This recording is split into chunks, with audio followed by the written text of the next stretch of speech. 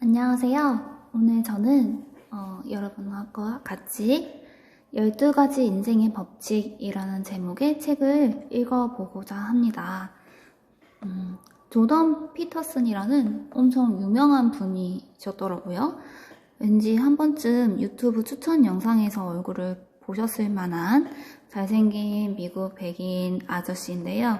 이 아저씨가 하버드, 토론토 이런 대학교에서 심리학 교수로 임상심리학과 종교심리학을 가르치시는 분이시면서 유명해진 건 사실 이 책과 그리고 강연을 통해서 유튜브에서 유명해지셨다고 해요. 근데 이분의 철학 심리학은요, 강한 어른이 나약한 젊은이들에게 던지는 그런 뭔가 직설이라고 할까요? 그런 책을 쓰신 것 같아요. 이분은 제가 항상 좋아하고 자주 쓰는 말인데, 생즉고 삶은 고통이다. 그러면 이 고통을 어떻게 헤쳐나가야 할까라는 주제로 12가지 인생의 법칙에 대해서 이야기를 해주셨습니다. 그래서 이분이 쓴 이 책이 사실은 밀레니얼 세대라고들 하죠. 2000년대 이후에 출생한 요즘 젊은이들에게 엄청난 호응을 받았습니다. 그런 호응을 받은 이유는 우리는 사실 그렇잖아요. 세상의 흐름에 따라서 도덕도 가치도 윤리도 변화한다라는 도덕적 상대주의에서 지혜를 전수받기보다는 너희들이 길을 찾아라. 그런데 어떻게요? 무엇을요? 왜 해야 하죠? 하는 그런 혼돈 속에서 너무 방황을 하고 가르쳐 줬으면 좋겠는 거죠, 누군가가. 그래서 심지어는 지적으로, 도덕적으로 이 세대는 방치되었다라는 평가까지도 받는 그런 밀레니얼 세대 젊은이들에게 굉장한 호응을 일으킨 책입니다. 제가 이 책을 읽었을 때 떠오른 단어들은 이런 것들이 있었어요. 굉장히 단호하시구나, 단호박, 그리고 어른, 강한 아저씨, 그랜토리노 이런 4가지 단어가 떠올랐는데요. 강하고 멋진 어른으로서 우리에게 전해주는 메시지가 굉장히 인상 깊게 다가왔으면서 그랜토리노라는 영화 보셨다면은 공감을 하실 수 있을 것 같은데 백인 중산층 이상의 그것도 그냥 원래 부자 아니고 원래 물려받은 그런 가치가 아니라 자수성가, 자기의 힘으로 이뤄낸 무언가를 가지고 있는 그런 멋진 어른, 보수적인 어른이 후대에게 남기고 싶은 그런 유산과 같은 책이다라고 저는 감히 평가를 해보았습니다. 그러면 그 12가지 인생의 법칙이 무엇인가 보자면 첫 번째 원칙, 어깨를 펴고 똑바로 서라입니다. 그대로 제가 책의 내용을 조금 간단하게 용어는 최대한 살려서 문장만 바꾸어서 요약을 해보았어요. 지금껏 찌질하게 살았다고 해서 남은 인생을 계속 그렇게 살 필요는 없다. 몸과 마음을 똑바로 세워라. 똑바로 선다는 것은 삶에 엄중한 책임을 다하겠다는 의미다. 자신의 약점이 무엇인지 알고 기꺼이 받아들이며 삶의 유한성과 죽음을 모르던 어린 시절의 낭만이 끝났으며 생산적이고 의미 있는 현실을 만들기 위해 어떠한 희생도 감수하겠다는 뜻이기도 하다. 존재의 부담과 책임감을 제대로 짊어져라 라고 하십니다. 이 장에서는 바닷가재의 이야기로 시작을 하는데요. 바닷가재가 바다 밑에 깊은 곳에 모래가 아니겠죠. 아무튼 그 심해의 바닥에서 위에서 싸우고 뜯고 한 그 물고기들의 시체나 그런 부유물들 떨어져 내리는 것들을 먹고 살아간대요. 근데 이 가재가 그러면 좀 더 이제 먹을 것이 많은 구역이 있고 먹을 것이 조금 떨어지는 구역이 있을 거 아니에요. 그래서 이 가재가 구역 다툼을 심하게 하는데 다른 가재가 자신의 구역을 침범하려고 하면 똑바로 서서 집게발을 막 들이대면서 결투를 해서 이겨서 영역을 지킨다고 해요. 3억 5천만 년 전부터 이어져 온 유전적 본능으로 우리는 자신의 영역을 지키고 똑바로 서서 전투태세를 갖춰야지만 살아남을 수 있는 것이죠. 그래서 삶을 살 때 내가 나의 책임을 다하면서 살아가겠다는 그런 각오를 하라는 것 같습니다. 첫 번째 원칙, 어깨를 펴고 똑바로 서라 였습니다. 다음 두 번째 원칙은요. 당신 자신을 도와줘야 할 사람처럼 대하라 입니다. 도와줘야 할 사람, 내가 어떤 이야기를 듣고 조언을 주고 또 상담을 해줄 수 있는 그런 상대방이 있다면 당신은 어떻게 대할 것인가? 여러분, 당신을 들여다보라는 말인 것 같아요. 각자의 지옥을 알라라고 요약을 하셨는데요. 여러분이 어떤 것이 제일 힘들고 고통스러운지, 왜 그런지, 누구인지 알고 그러고 나서야 목표와 방향을 정할 수 있겠죠. 자신을 다스리고 여러분 마음속에 품고 있는 원망, 앙심, 잔혹성과 같은 그런 부정적인 것들을 떨치기 위해서는 목표와 방향을 세워야 한다고 했습니다. 정말 힘들어서 넘어져 있는 사람에게 다가가서 왜 힘드니? 무엇이 힘드니? 그리고 어떻게 해결해야 할까? 해결책을 우리는 주고 싶겠죠? 그 해결책으로 어떤 삶을 살아야 할지 목표와 방향을 제안해라 라고 스스로의 삶을 돌아보고 목표와 방향을 제안하고 그럴 때 더 강한 사람이 될 수 있다 라고 했어요. 그래서 왜 살아야 하는지를 알고 삶의 의미를 알고 어떻게든 살아나가라 라는 굉장히 강한 의지를 가지라는 의미로 저는 해석을 했습니다. 다음, 조금 더 구체적으로 그러면 어떻게 살아가야 할까? 세 번째 원칙은요. 당신에게 최고의 모습을 기대하는 사람만 만나라 입니다. 인생에 도움이 되지 않는 사람들을 곁에 두지 말아라. 나를 편하게 하는 사람을 곁에 두지 말아라.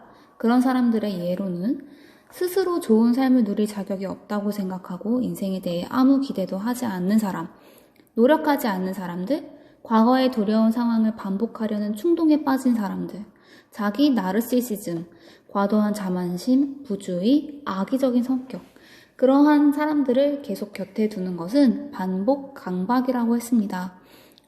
어렸을 때 이런 이야기 많이 들어보셨죠? 그 친구랑 놀지 마. 친구는 도움이 안 돼. 하지만 저희들은 그 친구는 나에게 도움이 되지 않더라도 나의 존재 자체로 기쁨을 주는데 내 옆에 있는 것만으로도 나를 받아주는 것 같은 그런 수용해주는 듯한 나를 이해하는 것 같은 느낌을 주는데 그 사람을 곁에 두고 싶어. 그거는 이제 친구가 아니라 사랑이겠죠.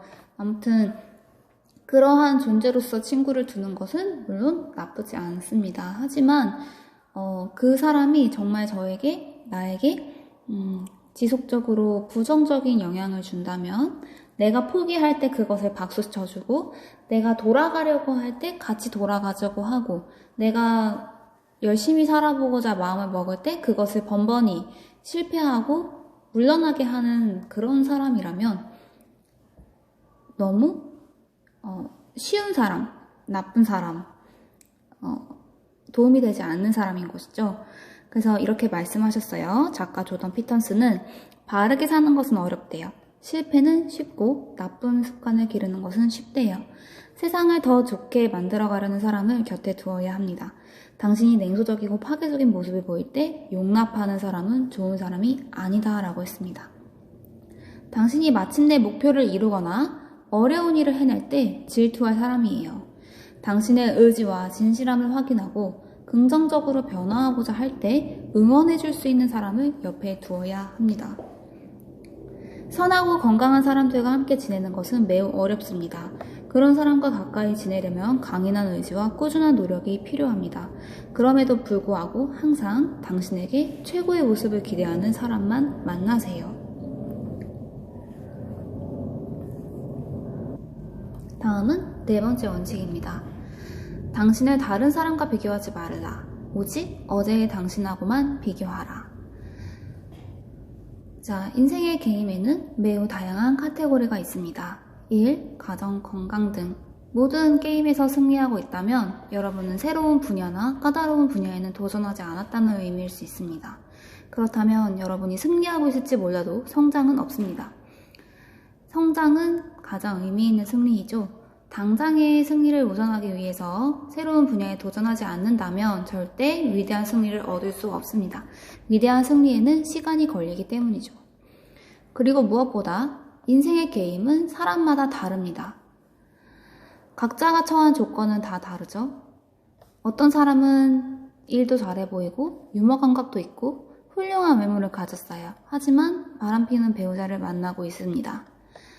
나는 키도 작고 나는 할 수 있는 일이 그다지 많지 않은 것 같아. 하지만 나에게는 친화력이 있고 친구들과 사람들과 잘 어울릴 수 있는 능력을 가졌어요. 나에게 주어진 조건, 환경, 내 생각은 사람마다 다르죠? 여러분의 내면의 비평가가 남들의 비교를 시도하며 당신을 깎아내리려고 한다면 어떤 분야와 기준으로 나를 깎아내리는 것인지 다시 생각해 보라고 합니다. 어린 나이에는 경험도 없고 지혜도 없습니다. 그래서 비교를 통해 기준을 정하게 되지만 나이가 들고 성숙해지면 고유한 기준이 생깁니다. 삶의 조건은 나이가 들수록 점점 개인화되고 비교는 점점 무의미해집니다. 이런 질문을 해보세요. 스스로에게. 당신은 누구일까요? 나 자신에게 무언가를 명령해 본 적이 있나요? 당신 자신이 얼마나 말을 안 듣는지 알고 있나요? 당신에게 소중한 것은 무엇인가요? 언제 가장 즐거운가요? 어느 정도의 여가가 필요할까요? 당신의 친구에게 바라는 것은 무엇일까요? 나 자신을 알고 내가 세운 기준으로 나를 평가하세요. 위험을 감수하십시오. 진실을 말하시고요. 당신의 삶이 옳다는 것을 확인하세요. 남들의 기준, 특히 부모에게 배운 기준으로 나를 평가하지 말아주세요. 이제 어른이죠? 어른이 되어서 독립된 개체가 되고 나만의 개성과 소질을 발굴하였다면 나의 기준으로 나를 평가할 때가 온 것입니다. 자, 그렇게 해서 나 자신을 새롭게 들여다본 후에 내가 원하는 것이 바뀌면 보이는 것도 바뀝니다. 당신이 지금 불행한 이유는 당신의 욕망 때문에 보아야 할 것을 못 보기 때문일 수도 있습니다. 여러분의 욕망들을 잘 분류하고 정리하여 보세요. 내가 왜 갖고 싶은 것을 다 갖지 못할까? 내 욕망은 또 다른 나의 욕망과 충돌하고 다른 사람의 욕망과 경쟁하며 세계의 욕망과는 갈등을 일으킬 수도 있습니다. 먼저 내가 무엇을 욕망하는지 정리한 다음 우선순위를 정하고 서열을 매겨야 합니다. 그리고 나의 체계가 정리됐을 때 세계와도 조화를 이룰 수가 있죠. 이런 과정 속에서 우리의 욕망은 질적인 상승을 거듭하고 더 높은 가치를 향해 궁극적으로 도덕성을 갖춘 가치 체계를 갖게 됩니다. 이러한 과정에서 우리는 가치관과 도덕성을 얻게 됩니다. 그래서 조던 피터슨은 이렇게 말했습니다. 내 게임이 어떤 게임인지, 나는 어떤 사람인지 나의 기준과 조건으로 스스로를 평가해라. 그리고 어제의 나와 오늘의 나만을 비교하라 라고 하셨습니다. 다음 5번째 법칙은요. 아이를 제대로 키우고 싶다면 처벌을 망설이거나 피하지 말라입니다. 인생에 있어서 인생의 중반기와 후반기는 가정을 이루고 자녀를 낳아서 기르고는 일이 가장 중요한 일이 되겠죠. 조던 피터슨은 이렇게 말합니다. 인간은 선함과 악함을 모두 가지고 있습니다. 어린아이라고 해서 무조건 선함만을 가지고 있는 것은 아니죠. 우리는 훈육의 책임을 가지고 있고 악당이 될 필요가 있습니다. 올바른 양육을 위해서는 보상과 처벌을 잘 활용해야 합니다. 영원한 고통의 구덩이로 자녀를 밀어넣고 싶지 않다면 우리는 비판적이고 매정한 사회의 기준으로 때로는 아이를 훈육해야 합니다. 특히 조던 피터슨은 시민사회의 기대에 부응하는 공동체에서 순조롭게 생활할 수 있는 그런 올바른 행동을 가르치는 것을 굉장히 중시하는데요. 세 가지 원칙이 필요하다고 했습니다. 중요한 최소한의 규칙만 남겨야 하고요. 그 규칙을 적용할 때는 최소한의 힘만 사용해야 하고요. 부모는 함께 노력해야 합니다. 그리고 부모는 엄밀히 말해 현실 세계의 대리인으로서 사회 구성원으로서 바람직한 행동을 갖춰줘야 합니다. 그러고 나서야 개인의 정체성, 즉 개성도 만들 수 있다고 했습니다. 자, 요즘과 같이 개성을 중시하고 개인주의적인 생각을 갖고 있는 사람들에게 어떻게 보면 새롭게 사회적인 인간으로서의 인간의 정체성을 다시 한번 생각하게 하는 그런 원칙이었습니다. 자, 그러면 6번째 인생의 법칙을 보겠습니다. 6번째 인생의 법칙은 세상을 탓하기 전에 방부터 정리하라 입니다. 내 인생이 망가져 있다면 여러분은 당신의 환경을 보아야 합니다. 방이 정돈되어 있는지, 내가 직장에서 최선을 다하고 있는지, 부모, 형제, 배우자, 자식들과 잘 지내고 있는지, 건강과 행복을 파괴하는 나쁜 습관이 없는지, 만약 당신이 스스로 옳지 않다고 생각하는 행동과 사물들, 사람들이 주변에 있다면 당장 중단하세요. 그리고 이성과 양심이 시키는 대로 정리하셔야 된다고 합니다. 자, 다음으로 7번째 인생의 법칙. 쉬운 길이 아니라 의미 있는 길을 선택하라 보겠습니다. 이 작가 조던 피터슨이 어떻게 보면 가장 많은 분량을 할애해서 강조하고 있는 법칙 중 하나인데요. 의미 있는 길을 선택하라 라고 하실 때 그 의미에는 굉장히 많은 희생이 요구된다라는 점을 강조하시더라고요. 세 문장으로 사실 이 부분을 제가 요약을 하자면은 첫 번째, 편의주의에 빠지지 말자. 두 번째, 의미에는 희생이 요구된다. 세 번째, 가치 있는 것은 얻기 힘들다. 세 문장으로 요약을 해보았습니다. 이 부분이 굉장히 복잡하고 어려워서 제가 제 방식대로 요약을 하고 정리를 해봤는데 먼저 혹시 읽으셨는지 모르겠지만 도스토옙스키라는 굉장히 유명한 러시아의 대문호가 쓴 카라마조프가의 형제들 소설이 있습니다. 상중하로 굉장히 두꺼운 분량을 자랑하고 너무나 많은 인물들과 군상이 등장하여 그들의 살아 숨쉬는 그런 인물상들을 따라가다 보면 정말 인생을 한 3번 정도는 산 것 같은, 인생은 한 4회차 정도 되는 것 같은 작가의 그런 인간에 대한 이해에 탐복하지 않을 수 없는데요. 여기 이 형제들 중에, 형제들이니까 첫째, 둘째, 셋째 아들이 있어요. 첫째 아들이 드미뜨리인데 이 드미뜨리는 까라마조프가의 그 아버지랑 한 여자를 두고 다툽니다. 그래서 치정 싸움에 휘말려서 이렇게 인생을 망가지게 되는 그런 욕망의 소유자고요. 둘째 아들이 이반이에요. 이반이 무신론자이면서 굉장히 냉정하고 정확한 그런 성품을 갖고 있고요. 셋째 아들이 알료샤인데 이름도 부드럽죠. 알료샤. 그래서 이 알료샤는 굉장히 순하고 정직하고, 순하다기보다 정직하다는 표현이 정말 옳을 것 같아요. 정직하고 남을 사랑하고 아끼고 배려하며 그 수도원에서 수사라는 직업, 결국 이제 성직자의 길을 걸어가고자 하는 그런 셋째 아들, 막내 아들입니다. 그리고 이제 또 다른 인물들도 등장을 하지만 여기서는 차치하고요. 그래서 여기서 둘째 아들 이반, 무신론자와 알료사, 셋째 성직자의 길을 가고자 하는 둘 사이에 이런 대화를 나눕니다. 대신문관과 그리스도의 대화 내용을 이야기하는데요. 예전에 스페인 종교재판 당시에 그리스도가 재림해서 병자를 치유하고 죽은 사람을 되살리는 기적을 보여주었습니다. 이에 세상이 시끄러워지고 그리스도의 재림이 논란이 되자 교황청의 대신문관이 오히려 그리스도를 체포해서 교도소에 가둡니다. 그리고 그리스도를 죽이려고 하죠. 가서 너는 이제 필요가 없어요. 당신은 필요 없습니다. 당신이 인류에게 남긴 짐, 즉 진리와 믿음으로 살아야 한다는 것은 짐이다. 인간이 떠맡기에는 너무 무거운 짐이다. 교황청에서 우리는 신앙이란 굴레에서 벗어나고 사후 세계에 대한 희망을 주었다.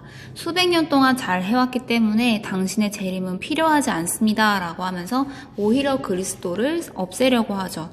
그런데 그리스도는 이에 아무 대꾸 없이 조용히 듣다가 대신문관이 떠나려고 일어서자 그를 껴안고 입을 맞춥니다. 대신문관은 충격을 받아 낯빛이 변합니다. 그리고 교도소의 문을 열어놓은 채 떠나게 됩니다. 자, 이 이야기에서 알 수 있듯이 이미 이 소설이 쓰여졌던 당시만 하더라도 당시에도 이미 기독교는 합리성과 지성, 근대의 지성에 패배하고 있었습니다. 그래서 앞으로의 그 기독교의 미래에 대해서 또 많은 그런 지식인들의 고민이 있었는데요. 그래요. 지성과 합리성으로 얻어낸 모든 그 인간의 문물과 문화와 그런 믿음이 옳지만 과연 행동이 있는가? 행동을 할 수 있게 만드는 것은 무엇인가? 그러한 교리, 말, 또 믿음, 합리성, 그 생각에서 나오는 게 아니라 어떤 행동은 도덕적인 선한 의도에서 나온다, 결국. 그래서 그러한 이제 대안을 제시한 거죠. 기독교가 할 수 있는 일은 실천적인 행동, 선의, 그런 데에서 나온다라고 이야기를 했습니다. 이 이야기를 왜 조던 피터슨이 이야기를 했을까? 기독교와 마찬가지로요. 조던 피터슨은 이렇게 얘기를 하고 있어요. 성경 수많은 설화에서는 희생과 재물이 등장을 하죠. 재물, 희생만이 더 나은 미래를 담보할 수 있다고 이야기했습니다. 그리고 가장 소중한 것, 얻기 힘든 것, 의미를 얻기 위해서는 자신의 삶에서 포기하고 희생하는 부분이 있어야 됩니다. 그리고 더 나아가서 일상의 삶의 수준으로 내려와서 생각을 해보면 편의주의가 편한 대로 내가 즐기고 싶은 대로 살겠다라는 그런 편의주의와는 반대로 니체와 도스토옙스키는 여러분이 누리고자 하는 자유와 행동에는 한계가 있어야 하고 행복한, 자유롭고 적법한 행동을 하기 위해서는 오히려 엄격하고 일관적인 규율에 따라 혹독하게 교육받아야 한다고 했습니다. 자유로운 정신을 기르려면 자유롭지 않은 상태를 경험해야 하기 때문이라고 했습니다.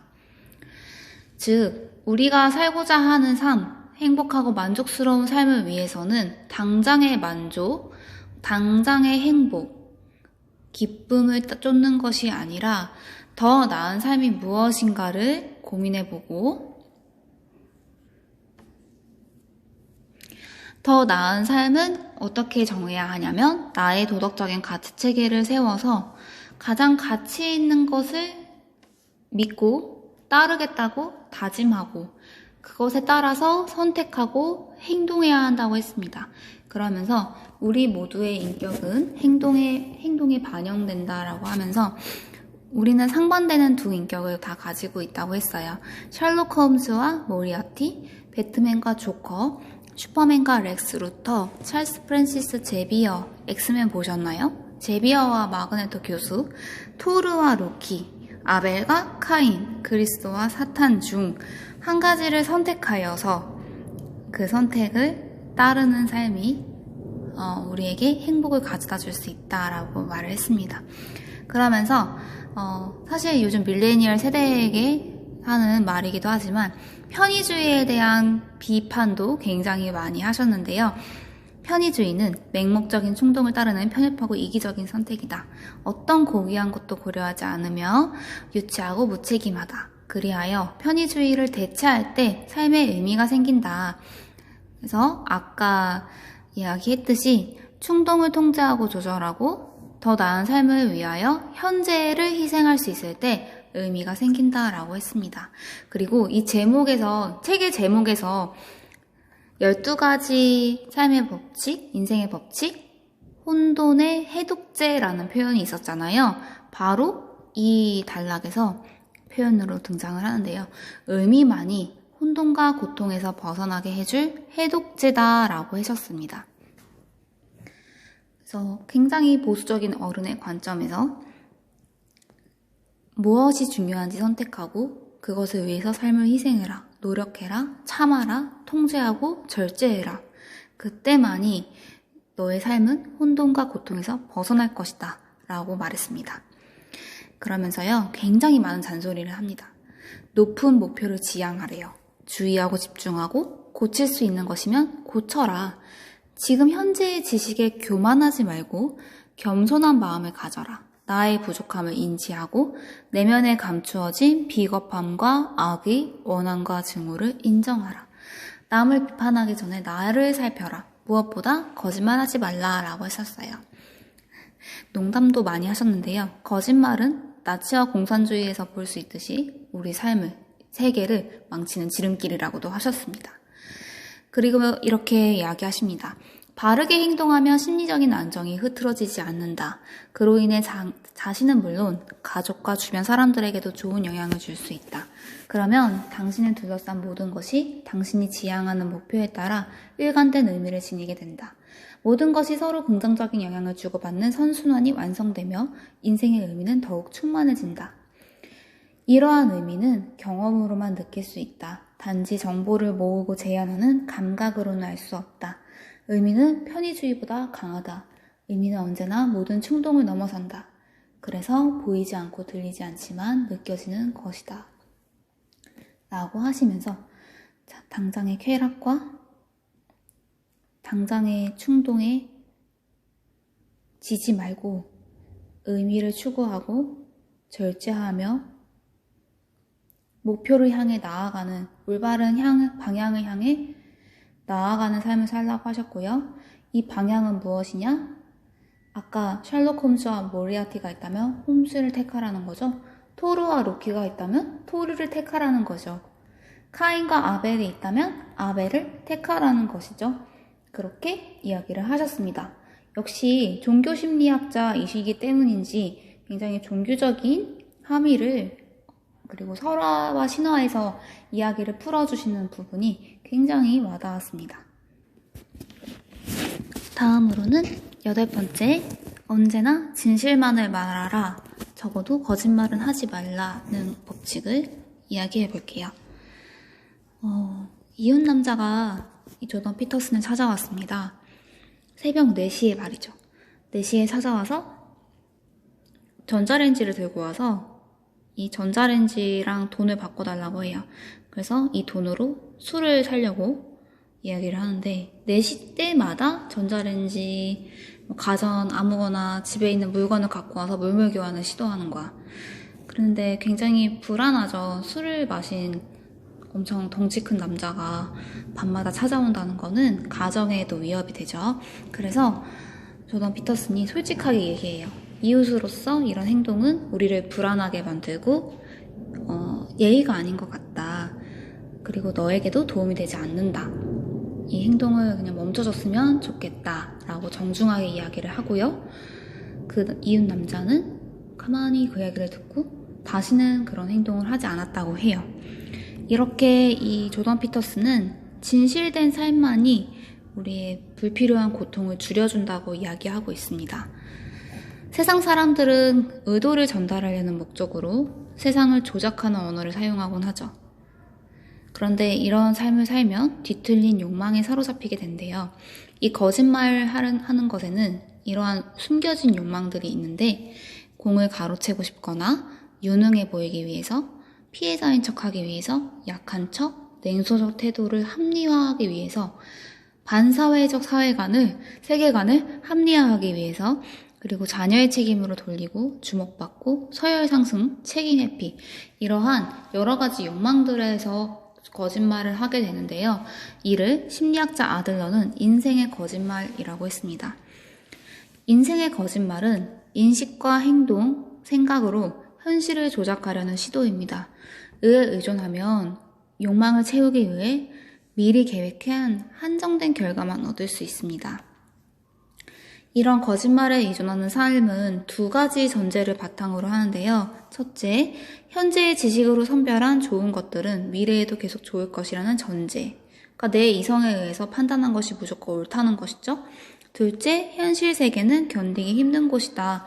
원래 힘들고 어렵기 때문에 내가 이런 거짓말을 하는 것은 당연한 거야. 근데 이러한 전제는 웬만한 교만이 아니고서는 불가능하다라고 날카롭게 찌르고 계십니다. 그러면서 여러분에게 물어봐요. 여러분의 삶의 목표는 무엇인가요? 요즘 우리가 사실 선생님도 저도 이 표현을 보고 너무 깜짝 놀랐는데 은퇴하면 해변에 앉아서 마가리타를 마시고 싶습니다. 삶의 목표가 이러한 것이라면 이것은 계획이 아니래요. 단지 여행을 유혹하는 포스터에 불과하며 마가리타를 8잔쯤 마시면 숙취로, 3주가 지나면 심심해서, 1년이 지나면 무기력증이 찾아와서 괴롭고 우울해진다고 합니다. 이런 목표는 목표가 아니라 지속 가능한 인생을 위한 것이 아니라고 하셨습니다. 이러한 인생의 거짓말에 빠지지 마시고요. 잘못을 중단하시고요. 진실한 나의 모습을 찾아보라고 합니다. 용감하게 탐험을 하고 새로운 정보와 지식을 얻고 그것을 바탕으로 새로운 자아를 형성하고요. 새로운 환경에 자신을 던지라고 합니다. 그러하면 중추신경에서 새로운 유전자가 활성화되고 새로운 단백질들이 연결되고 새로운 구조의 뇌가 형성이 된대요. 정치 상태에 머무르지 말고 거짓말로 모면하지 마시고 진짜 내가 원하는 것을 찾아서 말하라고 하십니다. 나머지는 조던 피터슨 작가님께서 쓰신 부분을 읽어보도록 할게요. 제 방식대로 요약한 부분입니다. 자신을 똑똑하고 합리적이라고 자부하는 사람은 실수나 오류를 무시하고 싶은 유혹에 쉽게 빠진다. 이런 존재 방식을 덴마크의 철학자 키르케고르는 비본래적이라고 했습니다. 비본래적인 사람은 자신의 인식과 행동이 개인적인 경험을 통해 틀렸다는 것이 입증되어도 그 방식을 고집한다. 따라서 그런 사람은 자기 목소리로 말하는 사람이 아니다. 내가 원하는 것이 이루어졌는가? 아니다. 그 이유는 내 목표와 방법이 잘못되었기 때문이다. 아직도 내가 배워야 할 것이 많다는 뜻이다. 이것이 본래적인 목소리다. 내가 원하는 것이 이루어졌는가? 아니다. 그 이유는 세상이 불공정하기 때문이다. 사람들이 내 의도를 이해해주지 못한 탓이다. 사람들이 나를 시기하고 질투하기 때문이야. 내 잘못이 아니라 다른 사람 탓이야. 환경 탓이야. 이것은 비본래적인 목소리다. 이러한 거짓말과 실수, 책임 회피의 순간에 그 자신은 분명히 자신이 무슨 짓을 하고 있는지 안다. 하지만 그렇게 행동하고 후회한다. 마가복음에 이런 말이 있다고 합니다. 사람이 만일 온 천하를 얻고도 자기 영혼을 잃으면 무엇이 유익하리요. 자, 영혼을 잃지 않기 위해서 어떻게 해야 할까요? 삶 자체에 내재한 어려움만으로도 우리는 약해지고 압도됩니다. 가장 완벽한 삶도 나약함에서 벗어날 수는 없습니다. 물론 정직하게 말하고 행동해도 실패할 수 있죠. 그러나 정직함은 삶의 고통을 견딜 만한 수준으로 낮춰줄 수 있습니다. 우리의 합리성은 우리 자신보다 먼저 존재하며 인격을 갖고 있습니다. 합리성, 이성에는 고유한 목표가 있고 유혹이 있으며 약점이 있습니다. 무엇보다 이성은 자신과 사랑에 빠지며 스스로 만들어낸 결론을 숭배합니다. 우리의 합리성은 자신의 논리를 미화하고 싶은 유혹을 받습니다. 합리성이 모르는 것은 중요하지 않은 것으로 치부합니다. 그리고 삶의 한계에 대해 개개인의 용기 있는 도전이 필요하다는 걸 부정합니다. 그러나 한계에 부딪혔을 때 합리성에 의해 이미 알고 있는 것들에 대한 믿음에 의지할 수 있을까요? 아니라는 사실을 우리는 이미 알고 있습니다. 우리를 한계 상황에서 구해주는 것은 모르는 것으로부터 배우겠다는 의지입니다. 우리를 구해주는 것은 인간의 변화 가능성에 대한 믿음입니다. 또한 가능한 자아 실현을 위해 현재의 자아를 희생할 수 있다는 믿음이지요. 실수하고도 변하지 않는 완고함은 곧 기만입니다. 기만은 인간의 영혼을 원망으로 채우며 고통을 줍니다. 조던 피터슨이 말한 거짓이란, 즉 실수하고도 변하지 않는 완고함을 이야기한 것 같아요. 그러면 거짓을 멈춘다는 건 무슨 뜻인가? 분명하고 의미 있는 목표를 세우고 한계를 직시하는 것입니다. 현재 알고 있는 것에 만족하지 말고 모르는 것을 들여다보고 전통의 지혜를 찾아보아라. 자신의 한계를 직시하라. 고대 이집트인들은 수천 년 전 이를 깨달았고 신화로 남겨놓았습니다. 이집트를 세운 오시리스 신은 사악하고 교활한 동생 세트에 의해 지하세계로 추방되는데요. 오시리스는 동생의 교활함을 파악할 기회가 있었지만 그때마다 외면했죠. 결국 추방되고 갈기갈기 찢어진 오시리스. 하지만 다행히 그의 아들 호루스, 그 눈으로 상징되는 그런 만물을 꿰뚫어보는 주의력의 신이었는데요. 이 호루스는 세트의 사악함을 알아차렸습니다. 그리고 삼촌을 물리치고 싸움의 도중에 삼촌은 호루스의 눈을 뜯어내었지만 호루스는 이를 되찾아서 아버지 오시리스에게 자신의 눈을 주었습니다. 이야기에서 알 수 있는 교훈은요. 제대로 보는 것, 직시하는 것의 중요성이겠죠. 그리고 악의, 나쁜 의도는 신의 시력까지도 훼손할 수 있을 정도로 무시무시하다라는 교훈, 또한 마비된 의식을 깨우는 것은 눈을 잃어버리는 아픔, 그리고 다시 눈을 갖게 되는 그러한 엄청난 깨달음이 필요하다는 것이죠. 조던 피터슨 교수는 이렇게 말합니다. 직시하라. 한 인간의 가치는 그가 진실을 얼마나 용인할 수 있느냐에 따라 결정된다. 니체의 말을 인용합니다. 이미 알고 있는 것에 안주하기에는 아직 모르는 것이 많습니다. 현재의 당신을 지키기 위해 미래의 당신을 희생하지 말래요. 당신이 어떤 초월적인 무언가를 어렴풋이나마 보았다면 결코 그런 노력을 포기해서는 안 된대요. 새로운 것을 배우면 과거의 개념은 도전을 받고 혼돈에 휩싸여 사라지고 더 나은 것으로 다시 태어나죠. 작은 죽음은 필연적입니다. 물론 때로는 작은 죽음이 상처가 사람을 망가뜨리기도 하지만 니체가 말했습니다. 자신을 망가뜨릴 수 없는 죽음은 항상 성장을 가져온다. 그리고 이러한 고통을 직시하는 것이 바로 진실을 말하는 것입니다. 진실은 구호도 아니고 이데올로기도 아닙니다. 다른 사람의 의견, 대중의 의견도 아닙니다. 오히려 진실은 극히 개인적입니다. 당신의 진실은 당신만이 알 수 있는 독특한 환경의 근거에 있다고 했습니다. 나를 들여다보고 명확히 파악하고 명확히 전달하래요. 그것이 당신의 영혼을 자라나게 합니다. 진실은 개인적이다 라는 말이 참 와닿았습니다. 나의 진실은 내 환경과 내 삶과 나의 생각, 나의 판단 기준에 따라서 정해지는 것이고 외부의 기준으로 내 삶의 모든 것들을 판단할 이유는 없는 것이겠죠. 여기까지가 거짓을 말하지 말라, 오직 진실만을 말하라는 삶의 법칙이었습니다. 다음 법칙은요. 9번째, 다른 사람이 말할 때는 당신이 꼭 알아야 할 것을 들려줄 사람이라고 생각하라 입니다. 즉 경청하라 라고 저는 요약을 했는데요. 말을 한다는 것은 생각한다는 것입니다. 우리는 생각하고 말을 해야 하죠. 물론 말하고 생각하는 것은 정서적으로도 괴롭고 생리학적으로도 부담스러운 일입니다. 또 내가 어떤 이야기를 할 때 듣는 상대는 조용히 당신의 말과 생각을 테스트합니다. 그리고 그 듣는 상대는 대체로 일반적으로 옳은 의견을 주기 마련입니다.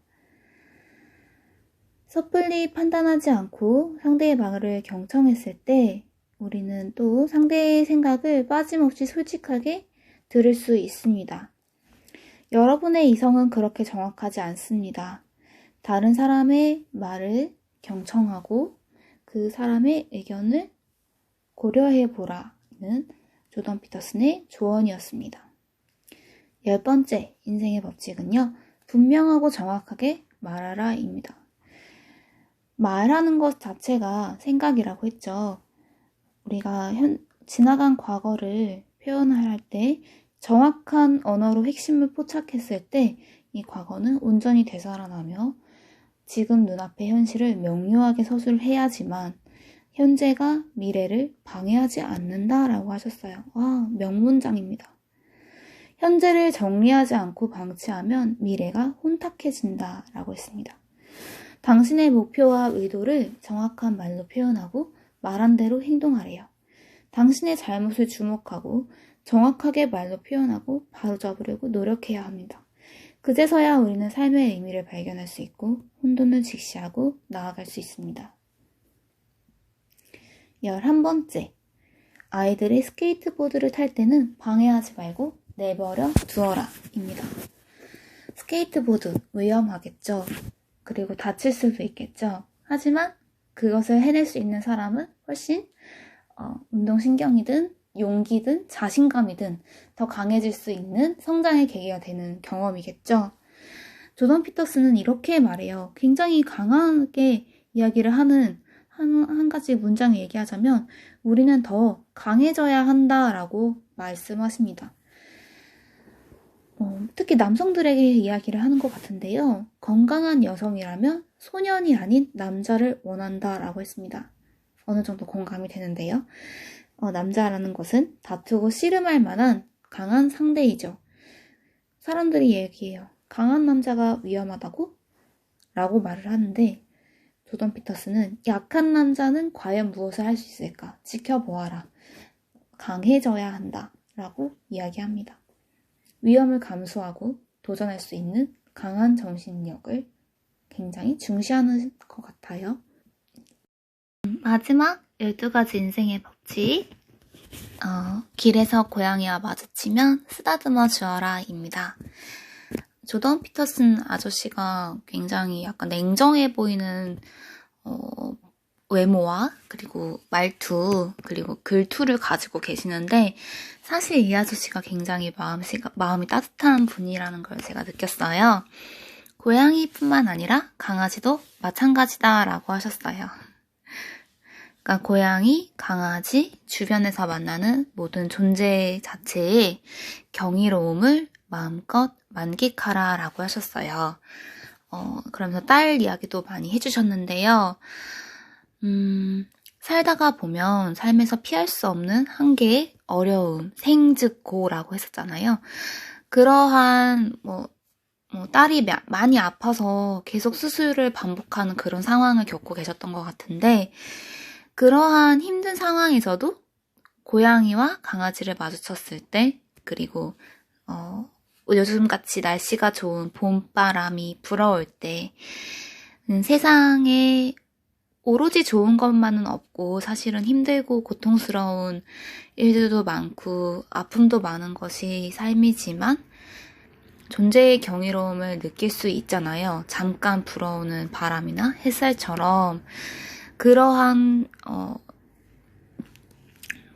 감동을 느낄 수 있는 여유를 가지라는 의미로 저는 받아들였어요. 특히 이제 이러한 문장이 있었는데 누군가를 진정으로 사랑한다는 것은 그 사람의 한계에도 불구하고 사랑하는 것이 아니라 바로 그의 존재 자체의 한계 때문에 사랑하는 것이다. 정말 멋있는 문장이었고 와닿았습니다. 사랑하는 것, 그러니까 사람에 대한 사랑일 수도 있고요. 자기 자신에 대한 사랑일 수도 있고요. 삶에 대한 사랑일 수도 있는데요. 사실 부족하지 않은 사람은 없죠. 그럼에도 불구하고 우리가 사랑을 하고 또 행복을 느끼는 것은 그 사람이 나한테 뭔가 이로움을 주거나 아니면 나를 위해서 뭔가를 희생하거나 이런 것들을 사랑하는 것이 아니라 이득을 보려고 사랑을 하는 것 같지는 않고요. 오히려 그 사람의 부족한 점, 안타까운 점, 내가 감싸주고 싶은 점, 그런 애틋함이 생기는 그런 것들이 느껴질 때 진짜 사랑이고, 그것이 그 존재 자체에 대한 진정한 긍정이 아닌가 싶어요. 그리고 누군가를 그렇게, 누군가의 그런 단점까지도 품어줄 수 있는 마음이 생긴다는 거는 자기 자신한테도 적용이 되는 거거든요. 내가 이렇게 부족한 점이 있고, 성격적으로도 모나고, 안 좋은 트라우마를 가지고 있고, 그리고 조건적으로, 삶의 조건, 환경 면에서 완벽하지 못하지만, 그럼에도 불구하고, 내 자신을 사랑할 수 있고, 내 삶을 긍정할 수 있는가는 정말 삶을 살아가는 데 있어서 중요한 자세라고 느꼈습니다. 내 삶을 긍정할 수 있고, 세상에 대해서 긍정할 수 있을 때, 지나치는 나무와 풀과 그리고 고양이와 그리고 지나가는 사람들, 이 세상을 살아가고 있는 다른 사람들에 대해서도 긍정할 수 있고 열린 자세로 대할 수 있고 소통할 수 있는 그런 삶을 행복하게 공동체 속의 일원으로서 살아갈 수 있을 것 같아요. 그래서 마지막 12번째 법칙은 쓰다듬어 주어라 였습니다. 여기까지 우리 선생님이 제가 교양 독서반 친구들과 나누고 싶은 12가지 인생의 법칙 책에 대한 간단한 요약이자 선생님의 의견을 덧붙인 이야기였어요. 도움이 되는 교양을 쌓는 시간이었다면 좋았겠고요. 그러지 못했더라도 책은 정말 추천을 드리고 싶습니다. 그리고 다음 시간에 조금 더 교양을 쌓을 수 있는 그런 책을 소개로 다시 돌아오도록 하겠습니다. 안녕!